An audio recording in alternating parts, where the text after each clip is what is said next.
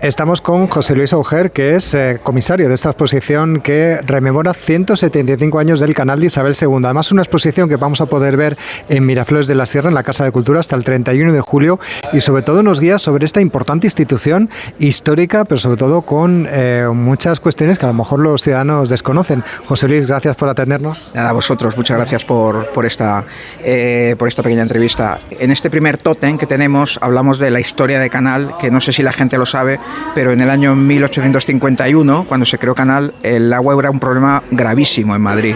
No había agua suficiente, estaba contaminada, el río Manzanares es un río muy poco caudaloso, no da agua en cantidad ni en calidad, a pesar de que los primeros asentamientos se hicieron al lado del Manzanares, pero Madrid era imposible, no podía crecer, y de hecho, no sé si la gente lo sabe, se pensó en trasladar la capital de España a otro sitio, ¿no? Porque Madrid sin agua no podía crecer y de ninguna manera podía ser capital de España. Entonces, gracias a esas obras que hicieron estos ingenieros del siglo XIX, promovidos por la reina Isabel II, buscaron traer el agua de algún sitio en cantidad y calidad suficiente. ¿Cuál fue ese sitio? El río Lozoya. El río Lozoya es un río muy caudaloso, de un origen de calidad excelente, y ahí es donde se decidió, en un proyecto que se puede considerar como casi loco, porque era agua traída de 70 kilómetros de Madrid, pero era la única manera de garantizar no ya el abastecimiento de agua en ese momento, sino a futuro. Entonces se decidió hacer esa obra, y en este primer tótem que tenemos aquí vemos algunas imágenes históricas, como de la construcción de la presa del Pontón de la Oliva, que fue el origen del canal, que arrancó en 1851, 18 de junio de 1851, y tan pronto como el 11 de agosto se puso la primera piedra para empezar a construir el pontón. Imaginaos, ¿no? Ahora las obras se suelen demorar más, que este. Ahí dijeron que a los 3 meses del decreto de la Gaceta de Madrid, que es el actual BOE, se tenían que arrancar las obras, y se arrancaron en agosto. Y aquí, 7 años después consiguió llegar el agua a Madrid, que lo cual ahora nos parecería un tiempo muy corto para en aquel momento, que es el pleno siglo XIX. Exactamente, 70 kilómetros de distancia de Madrid. A los 7 años llega el agua a Madrid. Es un hito tremendo. O sea, ahora mismo creo que no llegaríamos. Ahora mismo obviamente hay requisitos medioambientales, un montón de requisitos, pero solo 7 años. Aquí detrás veis cómo llegó el agua a Madrid, con un enorme chorro de agua que se instaló en la Plaza de San Bernardo, la actual glorieta de Ruiz Jiménez, que alcanzaba, según las crónicas, 30 metros de altura, ¿no? Superaba la iglesia que había al lado, que era el lugar más alto, y las crónicas hablaban de un río puesto en pie, que es lo que decían, ¿no? El río vertical, un río puesto en pie. La gente quedó asombrada, ¿no? Cuando con esa fuerza, esa energía, el agua venía brotando limpia y caudalosa para todos los ciudadanos de Madrid. Bueno, pues si te parece, vamos a visitar otra parte de la exposición y conocemos más curiosidades sobre el canal de Isabel, ¿de acuerdo? Bueno, pues aquí tenemos el tótem dedicado a infraestructuras de canal, ¿no? Las infraestructuras, os podéis imaginar que son innumerables, muy costosas normalmente, porque es muy costoso traer el agua en grandes cantidades. No es como al principio eran aguadores los que había en Madrid, ¿no? Que llevaban el agua en borricos, ¿no? No, cuando se lleva en grandes cantidades obviamente no puede llevarse en cántaros, en burros, ¿no? Entonces hubo que hacer una cantidad de infraestructuras tremenda.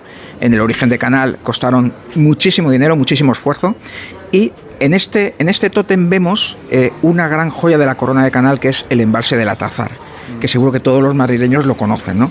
Fue una infraestructura que se tuvo que hacer en los años 60 porque el consumo iba creciendo de manera importante.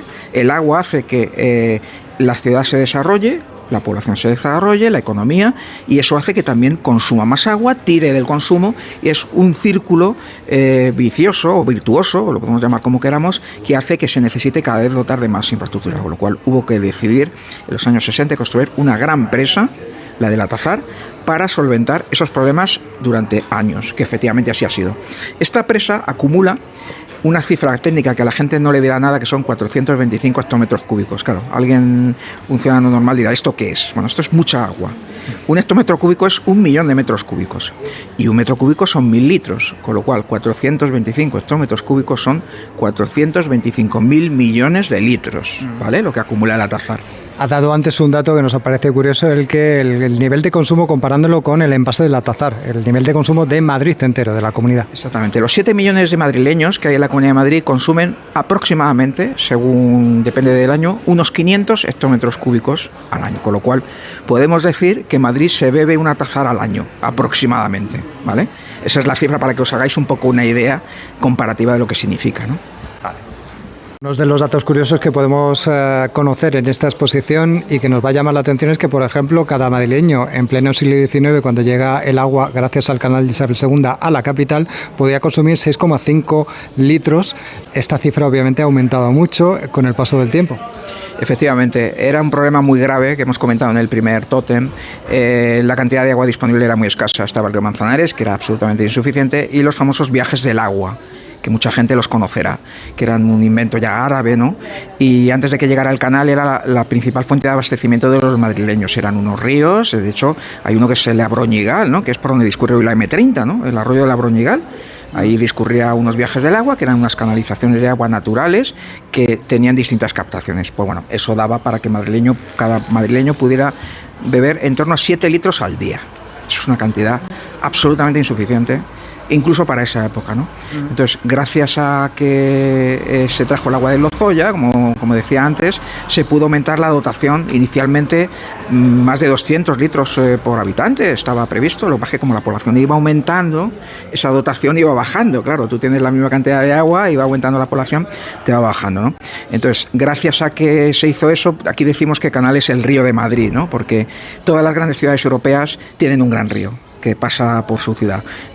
París tiene el Sena, Londres tiene el Támesis, Roma tiene el Tíber, está el Danubio en Alemania. En Madrid, como os decía, tenía el Manzanares, y tiene el Manzanares, que es un río del que se han hecho chuflas históricas. Hasta Quevedo decía que era un río que por muletas tiene 2 charcos. Bueno, aprendiz de río que por muletas tiene 2 charcos, ¿no? Entonces, por eso decimos que Canal es el río de Madrid, porque dota a los ciudadanos de Madrid de una dotación. Actualmente, cada madrileño consume en hogar 120 litros al día. Si sumamos todos los consumos de industrias y los repartimos por ciudadanos, estamos en torno a 200 litros al día. Bueno, en aquella época, siglo XIX y tal, cuando empieza a construirse, también se utilizaron palomas. ¿Para qué exactamente? Para poder sacar adelante este proyecto. Bueno, allí donde hay una gran obra, tiene que haber una comunicación, ¿vale? Ahora, hoy mismo es en tiempo real. Allí donde hay agua hay telecomunicación. Sabemos en todo momento qué pasa con el agua. En esa época no había telecomunicación, por supuesto. Pero había un método que era el de las palomas mensajeras, ¿vale? Cuando se construyó el Pontón de la Oliva, está a 70 kilómetros de Madrid.